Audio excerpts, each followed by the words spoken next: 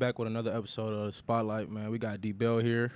At the beginning, man, I usually ask everybody I have on here, like, tell the people about themselves, like, tell them what you're doing now, what you got planned for the future and stuff like that.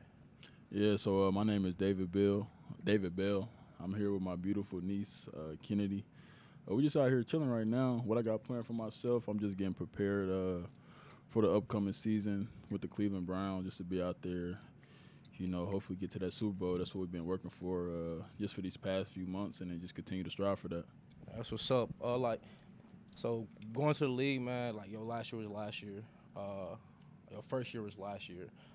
How was that a change from being a superstar at Purdue to going to the league? What was the big change for you? I really say it was mental, because, even back in high school, I was always like that number one dude. Yeah. And then coming in, we got Coop, who already established himself about 7-8 years. So he was the undisputed number one player, receiver out there. So just being able to have to find my role type deal. And throughout the season, I definitely was able to do that. But it was tough, though. Like I said, coming from being a number one guy from high school to college, and then coming in thinking you got these aspirations and goals and in your head, and you think you're going to reach them, but then reality hits, and, like, you got to get in where you fit in. But I think I did a good job of adjusting. I had a pretty solid rookie year, and I just continue to build on that. Yeah, you said you was the number one guy, like, coming up. Like, when did you know, like, you was good enough to make it? Because I know, like, you was good in Little League, middle school, going up. Like, when did you know, like, you was different from the rest of the people you was playing with?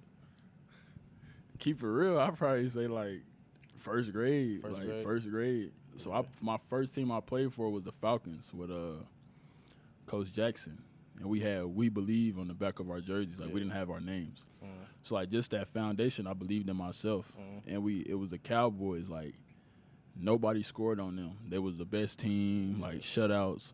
But I was the only person who scored on them. Yeah. And that kind of, like, as a youngin' just was like, yeah, I knew I was a little bit different. And then I just had that mindset since I was a kid that, like, I wanted to get to the NFL. And, like, nobody could tell me different. Like, nobody could tell me that at all. And that's what's up, man. Like, when I played with you in high school and stuff,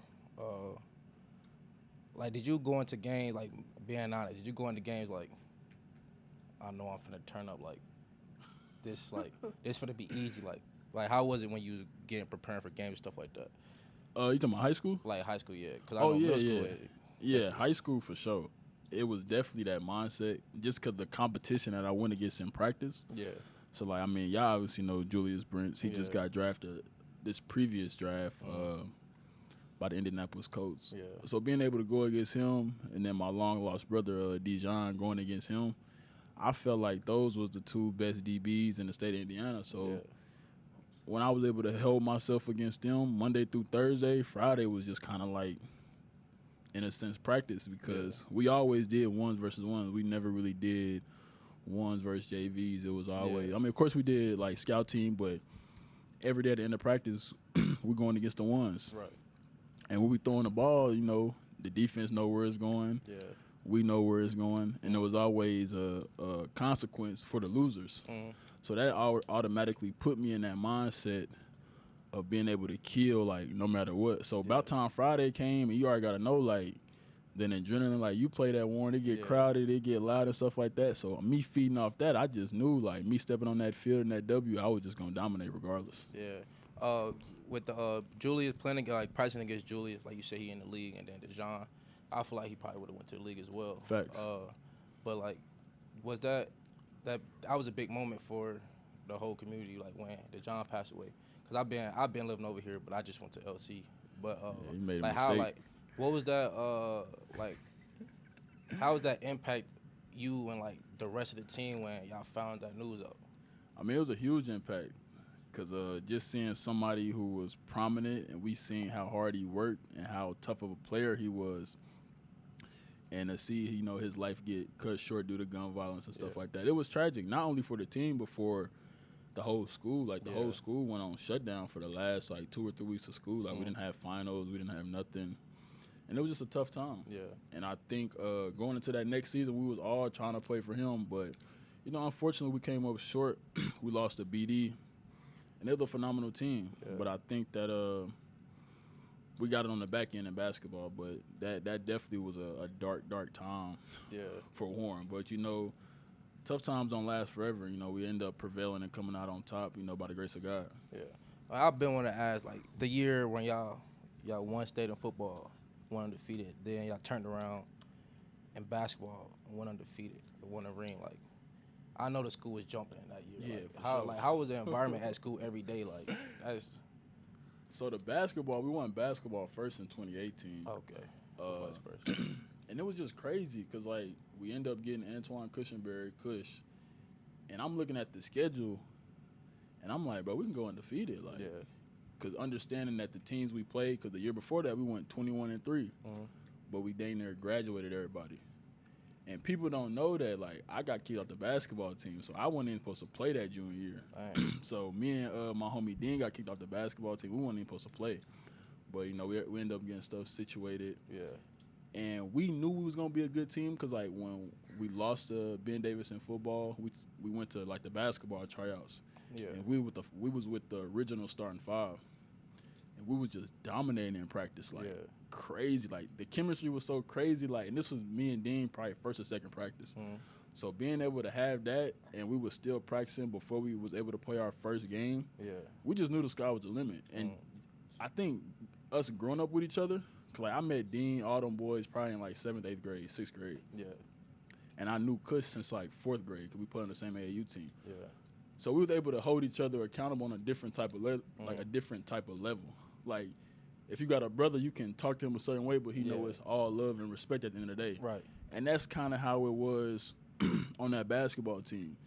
Our coach definitely had a structure, but he let us be us. Yeah. And I think that was, like, vital to our success as far as being able to go 32-0, and just being able to really just run through Indiana. And then everybody who's from Indiana understand, like, it's tough to win a state championship in basketball. Like, it's tough because you got people who played in the NBA that haven't won a state championship here. Right. You feel what I'm saying? So that's probably my favorite memory. And then on the football aspect, I mean, we kind of knew that we was going to do that. Yeah. We just didn't have to lose type deal. So, I mean, we had Romir, we had me, we had Jaden. Our defense was stacked. We had other offensive weapons. Yeah. And, like, our coaching staff, they just really would just pick your poison. Either you was going to stack the box, now we're going to throw it. Either you're going to play too high, we're going to run it. You can double me, we're going to throw it to our tight end, our other receiver. Yeah. And then defense, I mean, they did a pretty good job. Yeah. I think that was one of the better defenses that I played in throughout my 4 years at Warren. I mean, it was just all around fun, though. And, like, as far as the environment, you can really do no wrong. Like, especially kind of like me in a sense, because I was on the basketball and the football team. Like, I didn't abuse the power, but, I mean, I definitely got away with a lot of stuff. And it was fun just going to school every day. Like, teachers cheering you on. But that basketball room was different, though. Like, it was so much special treatment. It was love from the fans, the students, the janitors, the principals, the teachers. It was just all love all around. So I definitely had a good time in my Warren career, and that's something that I reminisce about often. Yeah, because everybody know you as a football star. Like, you think if you would have focused on basketball instead of football, you think you would have did the same thing? Like, go to the league? Yeah. Oh, for sure. I definitely think so. Because, I mean, my junior year, I was a top 5 junior in the state. Yeah. Because I remember that little, that video of you hitting that game winner on man, what's his name again? Romeo Langford. Yeah, he played for the Celtics, don't he? I think for the Spurs. Spurs, yeah, he got Spurs. traded. He's playing for the Spurs now. Yeah, you hit that game winner, crowd went crazy. Like, how did that feel, though? I mean, I can't even really. I really don't even know, bro. Like, you just had to really be there and just feel it. It was just like that game was better than the state championship game. For real? I promise you. Because, like, we was the number 1 team, but we was underdogs. Yeah. And, like, if you was at that, was you at that game? Nah, I ain't go. But if was you at that? I watched it. Bro, but I'm saying, like, you just had to be there to see the environment. It was just like you walk in and you just see a whole bunch of red and black for the New Albany. Yeah. And you just see one little section of black and gold, like, for Yeah. us type deal. So, like, we definitely had to overcome some adversity. I think we was down, like, 10 with, like, 4 minutes to go in the fourth quarter. Dean came, hit, like, 3 clutch threes. And then, we played tremendous defense, and I ended up hitting a shot. But just being in that, like, it took a lot out of us, but it was so fun. Just leading up there, like, practice was fun. Being in that game was fun. Nobody was phased or nothing like that. It kind of felt like, in a sense, that, like, we already been there. But it was just, I don't know. It was just an amazing feeling, though. Like, I really can't even speak on it too much. I mean, the video is crazy, so I'm already knowing how it was, like, being there. All right, but at Purdue, when you first went there, I mean, before you went there, it was Moore up there. He did his thing, and you came, and you became that number one guy. Like, did you know you was gonna turn up how you turned up? No, I really didn't. I actually had second thoughts. So I was battling, like, injuries my freshman year. I kept having hamstring injuries. Yeah. And going into camp, I didn't even do camp. I practiced, like, a week before our first game. So I'm definitely going through it, like, telling my mom, like, dang, I might have to redshirt my freshman year. Yeah. You feel me? But first game, I ended up scoring a touchdown. And then that kind of, like, hit it off there. And then an unfortunate circumstance happened when Rondell, he tore his hamstring. Yeah. And we kind of, like, needed somebody to step up because he was our offense. Yeah. Like, everything went around him. And then everybody else was just like, we're going to get you the ball, But going into the season, he just came off to the phenomenal year, All-American, beat number 2 or number 1 Ohio State, doing all this, doing all that. And then when he went down, it was kind of like, dang, like, one of y'all freshmen got to do their thing type deal.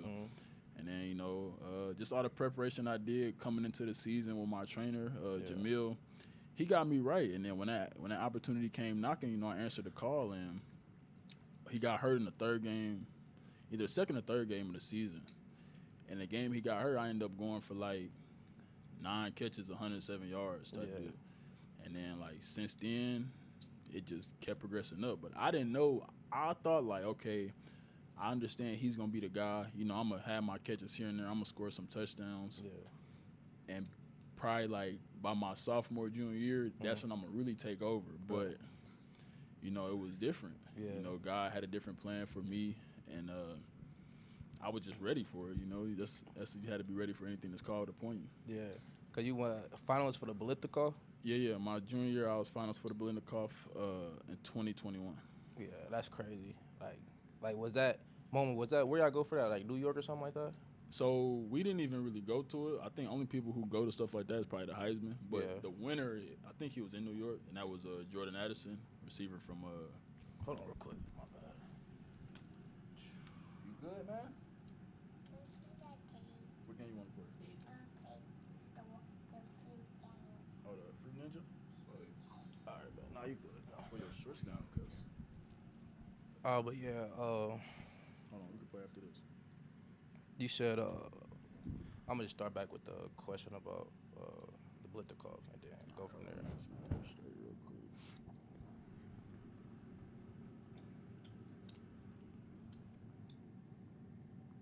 You wanna play this? You even know how to play it, cuz? Okay, don't be dying on me. You said now. they say what on there?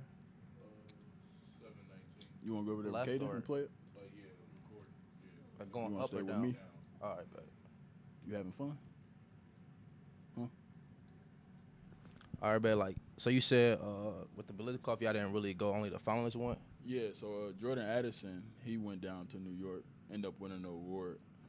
I mean, he had a good season, though. Like, he was snapping. So, I mean, obviously, I knew the receivers that was killing. The Big Ten, we had a lot of receivers. Yeah. Me, Chris, Olave, Garrett Wilson, Jahan Dotson. There's so many to name, bro. Yeah. I can't even think about it. And then Jamison Williams, he had him a solid season. And Jordan Addison did his thing, too. Yeah. So, I mean, me not winning it, like, I mean, that was definitely a goal of mine. But me not winning it was just like, I mean, Yeah. shoot, he deserved it at the end of the day. And it was like still good that you when we got those honors and stuff like that. I thought you was gonna win it personally, but you know, repping the nap and stuff like that. But and Cleveland, you like Cleveland though? Yeah, Cleveland a good little spot. It kind of give me the same sense as Nap, as far as like the type of vibe type deal. Yeah. But I do enjoy it. It's a lot to do there as far as like exploring stuff. I really been in the like enjoying more nature. So like it got like a lot of trails and stuff. So I ride my bike out there. I probably go on a walk here and there. Yeah. They got a lot of good stuff out there. I enjoy it. Now I seen the other day on Twitter or something like that, like that people on the Browns been getting. I don't know if you could talk about it or not, but I seen that people on the I Browns can't was talk about that. yeah, but that's messed up. Yeah, we ain't gonna talk about it though. But you said just like I assumed it was just like India a little bit because it ain't. Because I got some people from up there and I've been up there before. But is the practice style there like way different? Like when y'all practice In the league? Yeah. I mean, yeah. From college and it's different, bro. Like, I mean, because you kind of get paid to just play on Sunday, so they're not going to tax you too much. Right. I mean, it's definitely practices that are intense, but for the most part, it's chill. I mean, it's football at the end of the day. It's regular, like, it's a 2-hour practice, kind of like high school, college, but it's a lot more detailed, though. Yeah. Everything has to be more detailed because everybody's good. Right. You know, you part of that 1%, so every detail matter when it comes to the practices because, I mean, I'm a firm believer on, like, if you get it right in practice, you'll get it right in the game. Right. Yeah.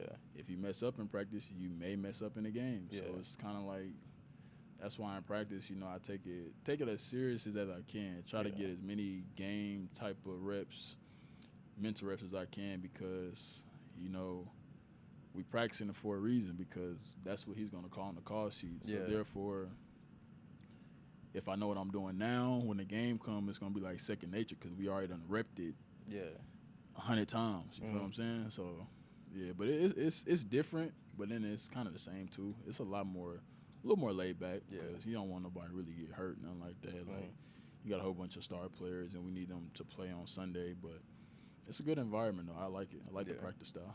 So when you got to the league, when did you have that eye-opening moment? Like, dang, I made it. Like, when did that happen for you? I probably say our first game. First game. Our first regular season game, playing in Carolina, and just seeing that crowd, like that crowd was crazy, and that environment was an environment that I've never been a part of. Obviously, you know, coming from college. Yeah. Excuse me. But having that was probably the like, hey, yeah, you made it type deal. Yeah. Like just being able to from sitting at home, watching it on TV, and then being there real time, like that was like wow, bro. Like running out of that tunnel and all that, it was crazy for sure. Did your parents come to a lot of games? Like you? Yeah. So my mom, she had the opportunity to come to a good handful of games, majority of the home games, because I guess Cleveland just about 4 hours away, so it's not too bad of a drive. They'll pull up, watch the game, then they'll slide back out probably that night type deal. Yeah. And what's the I play DB, so I'm gonna ask you, what's the best DB you done played so far?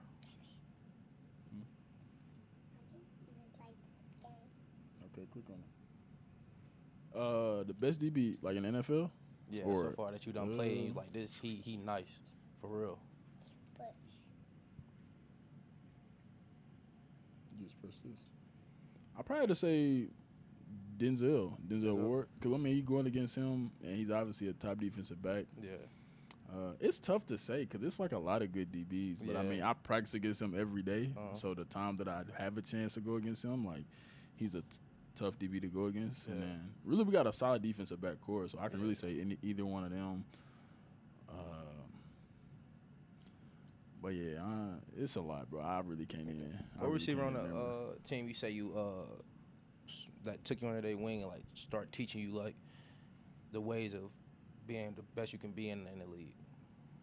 I can honestly say like all of them. I know like people get that stigma or that persona that, you know, you're a rookie, so the older guys and the vets not gonna rock with you. But we was a young team, so like we had a young receiver room. So like my class came in, and then we just had another class. So it was the oldest dude was Coop, and he was like year 8. Everybody else was year 4 and then year 2. Yeah. So like we all still trying to learn. Yeah. So we all just learned upon each other. But Coop definitely took everybody up under their wing, and anything you need as far as football or even off the field, you know, he's definitely willing to help because he's played the game for a long time at a high level, not only in the NFL but in college too type deal. So Really everybody, bro. Like it ain't really been. I can really point. It's been a few people like my boy JK. He took me under his wing like when I first got there. He was a runner. He a running back. Yeah. And he been taking me under his wing, and then obviously Coop too. Yeah. I see DeJuan Jones just got drafted by them. Mm-hmm. Y'all kick it off as soon as you found out, like you hit him up, like. Yeah. I mean, for sure. Anytime somebody from the city get drafted, and I got a personal relationship with DeJuan, because me and him, we've been playing against each other since we was like 5 years old, type deal. Growing up playing basketball though. So yeah, when I definitely reached out to him when he got drafted and stuff like that, and we obviously had the chance to kick it. I had the opportunity to show him around the city a little bit, and just to kind of tell him what to expect, and just to make sure he's prepared for this upcoming season as far as on the field and off the field. Lastly, man, like what would you say, like, if you was to tell anybody that would like follow in your footsteps, the whole Warren Township people playing football look up to you, like what would you say to them, like, to motivate them to get to where you at? I mean, I really think whether it comes to football or being a basketball player or being a doctor or being a lawyer, like whatever you set your mind to, you can do it. And only you are going to believe in yourself. And obviously, you're going to have certain resources. But if you believe in yourself first, other people can sense that off of you. Yeah. And they're going to be willing to help you regardless type deal. Mm-hmm. So, like, I mean, I keep mentioning, like, I first kind of fell in love in football when I was in kindergarten. I was watching the Colts play the Patriots, and either Edric. What you got going on, cuz?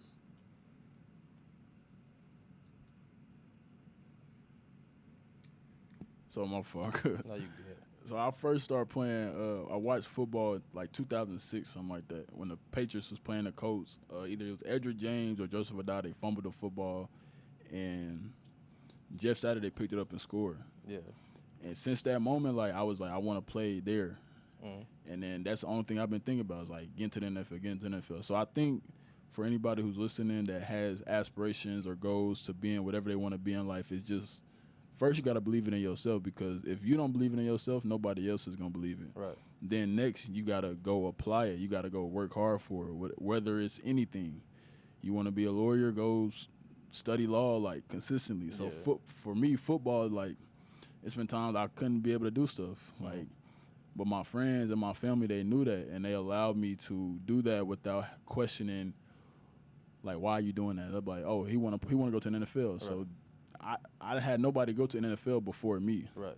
So I kind of had to figure it out on my own, but I had a good group of people around me to, like, navigate me through the process and stuff like that. So, I mean, first I say believe it, go out, work hard, and then just make sure you have a good core of people around you to make sure you stay consistent. Because it's definitely been times like, well, I'm just like, bro, I don't want to do this no more. Yeah. But somebody like, nah, you said you want to go to the NFL, so nah, you going to do this. Yeah. And I end up doing it. And then, it obviously ended up paying off last year with me getting drafted in the third round. So that's what I got to say. Man. Nah, I appreciate you for coming on, bro. Like, appreciate it. Nah, for sure, bro. Thanks for having me. Yep.